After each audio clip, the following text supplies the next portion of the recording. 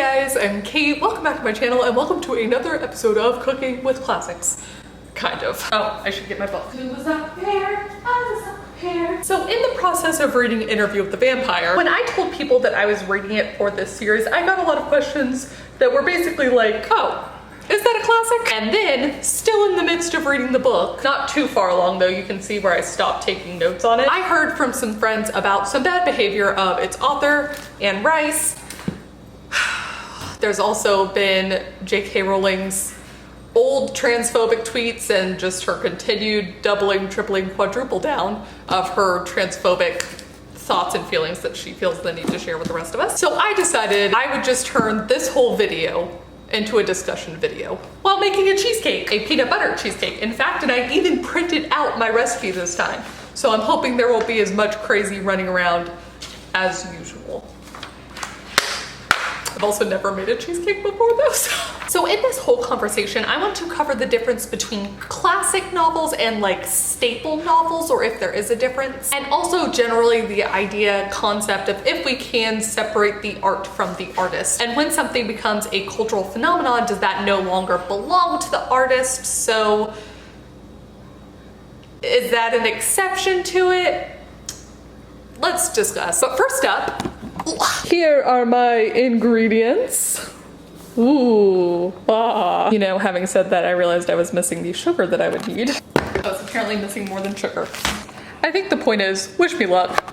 I'm gonna need it. First things first, we need to preheat the oven to 375. And I am making a chocolate crust, which is why I have the Oreos. So I need to feed into this sucker 24 whole cookies and a little bit of powdered sugar. Do have to plug it in first. I was just scared earlier while I was putting it together. 1, 2. So I think the first thing I should point out is no one told me that Interview with the Vampire was a classic. It's just that I had heard it so much, it was so ubiquitous that I thought it was a classic. Which goes into what my definition of a classic is. There's some element of popularity, of staying power that I think needs to be had. Besides Stoker's Dracula and before Twilight, like Interview with the Vampire was the book. It was the thing that brought vampires back into the forefront. And this is where we can get into a really fun debate about what a staple of a genre, or maybe even a staple of a trope or a type versus a classic is. I don't have a good answer for this though. So really this whole video, I'm hoping that the comments will have some really interesting conversation in it and that y'all can tell me your opinion. So I think there's no doubt that Interview with the Vampire kind of redefined vampires. I don't want to go so far as to say it redefined the supernatural genre, but it definitely took vampires from these creatures without feelings to now this sort of like, I mean, freaking what's his face? Lewis is so sad for most of the book. He's mopey. You know, there are periods of ecstasy. There's a lot of guilt. It just took vampires from being solely creatures of the night and like they can't help themselves and so animalistic and like this scary thing to making them a little bit more complex, debatably making them sexy, though I have a whole thing with frickin' Claudia. Lewis, let's stop. They both, oh, Lewis grossed me out so much with Claudia. Like, okay, this isn't the point. Oh my god, it's so fun! Whee! Okay, 23, 24, and I need a little bit of sugar.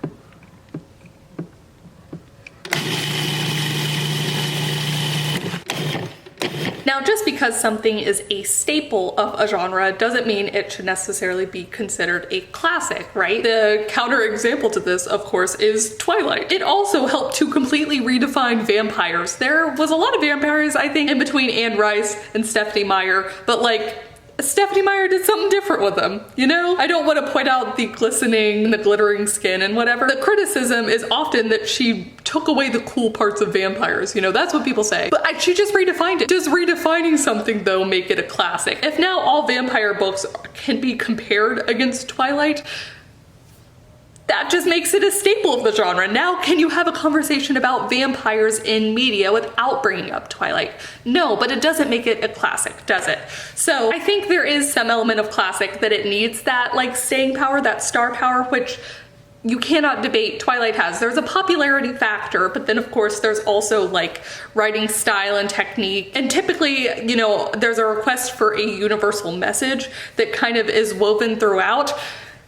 I'm not saying that Interview with the Vampire doesn't have that. I don't want to touch on Twilight anymore. I'm not saying Interview with the Vampire doesn't have that. What I am saying is that if it's a classic, oh God, reading it was so tough sometimes. So please do comment down below. Let me know if you've read the book. Let me know what you would classify it as. Classic, staple of a genre, a redefining moment in the genre? Well, I don't know.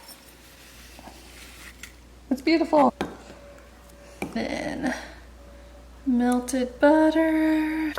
Should have used a bigger bowl. That's okay. Crumble, crumble, crumble into a beautiful little mess. Crumple, crumple, crumple. This really is a mess. I'll bring you over here. Press this into the bottom and also the sides. The sides is where I have a question because I don't know that it's going to want to do that, but I'm willing to attempt it. Alrighty, I think that's as even as I can make it, partially because I'm a disaster. This also went off such a long time ago, I think when I was pulverizing things. Oh shit, oh no, ah, disaster.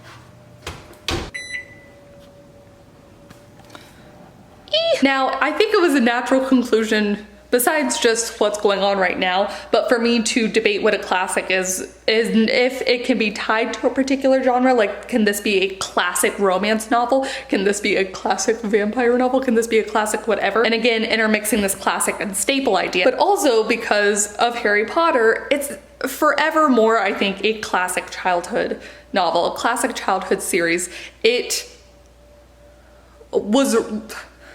was revolutionary for the way it overtook everything else. Everyone was reading Harry Potter. We've seen things since then, like Game of Thrones, arguably Twilight again. Other things where it's like you're missing out on a cultural moment if you are not part of that, if you're not reading that, if you're not watching that. And there's tons of lessons to be had in Harry Potter, which is why it is so freaking annoying that J.K. Rowling is the worst, that she makes and continues to make transphobic comments. So also though, while this is counting down, I should be mixing the filling, the peanut butter part. This recipe calls for 8 ounces of cream cheese. That's 32 ounces of cream cheese. I know it's a cheesecake, but like, still, holy shit. Why won't you open it? It's as if I've never opened cream cheese before, but that's not true. Do I need to cut it? I feel like a dummy here, but it's okay.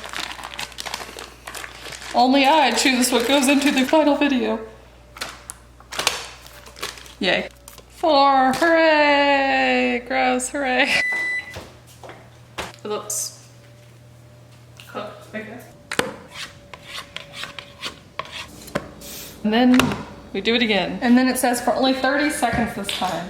So I'm actually going to set a timer. Start.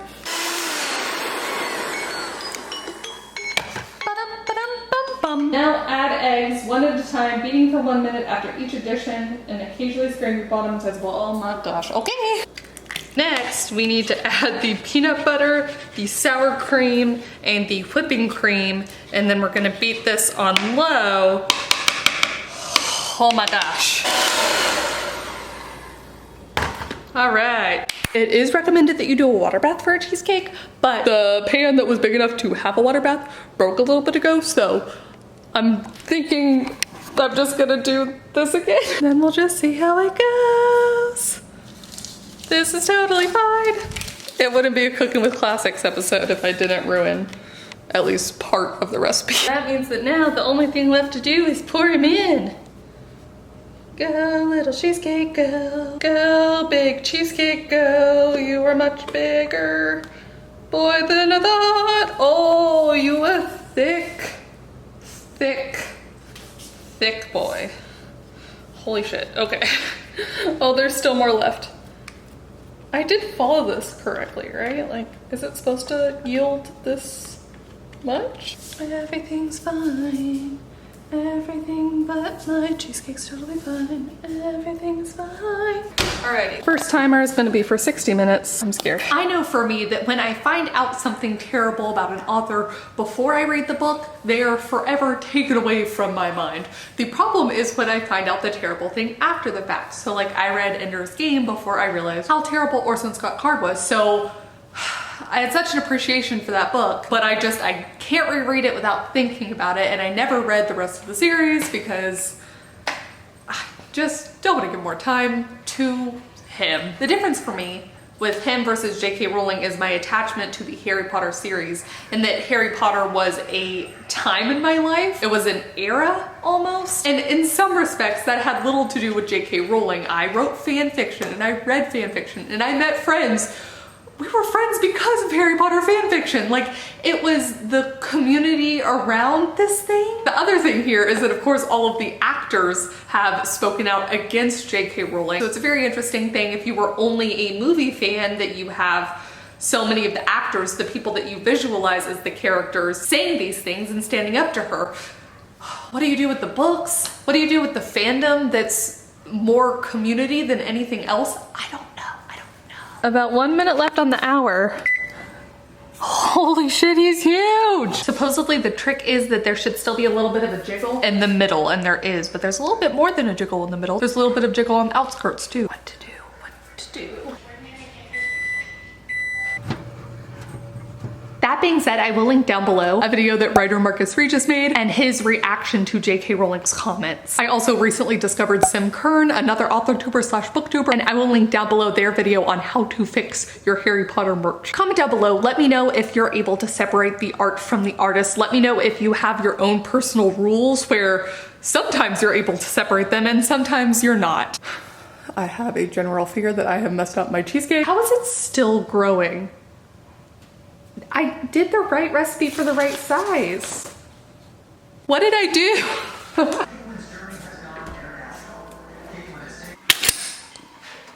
do? Release the cheesecake. So, it's the next morning, but I had a few more points that I wanted to continue to chat about.